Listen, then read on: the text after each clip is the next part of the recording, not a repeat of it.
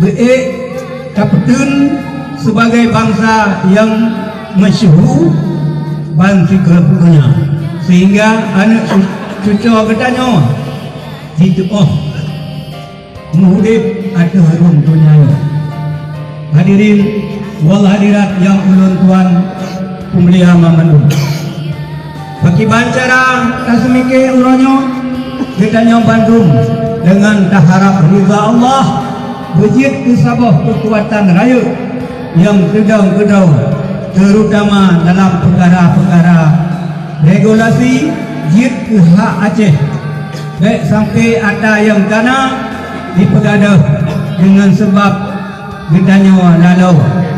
Tuan-tuan selaku orang yang metanda jaro dalam perundingan Helsinki, sampai ulun peringat bahawa MOU bejit menemat dan buadah pihak untuk cepat bunuh, sehingga momentum milad yang ke-26-nya betul-betul bejit kepelajaran aduh kuah manteng yang kaya tak kurban.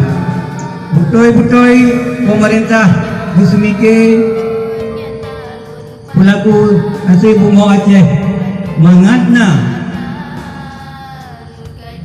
taat ke Bandung rakyat Aceh sedera-sedera tuan nyokuh amanat ulun kedrona Bandung bersabe-sabe tak ingat kasemike dan tak puput ke perjuangan yang panjang lagunanya. Gedanya bek latah dan bek gamum bak tak hadapi perkembangan zaman. Belum berat masalah pasti nak pintu lebih. Mudah-mudahan semangat dan rasa setia katanya ke perjuangan tetap nak sampai si masa akhir kalam. Dan lagi katanya mamandum bersabina dalam lindungan Allah bak tak berjabut perjuangan. Amin ya rabbal alamin. Wabillahi taufiq wal hidayah. Wassalamualaikum warahmatullahi wabarakatuh.